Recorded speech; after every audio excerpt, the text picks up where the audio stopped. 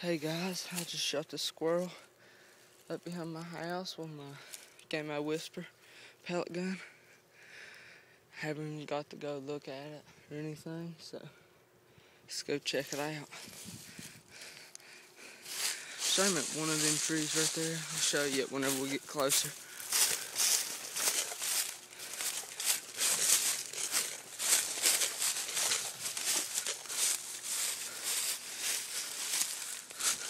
That's this tree I shot it at.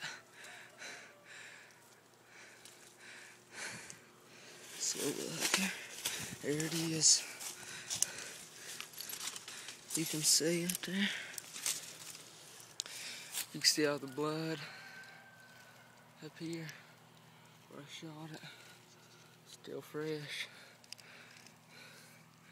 Blood on the ground. Up there.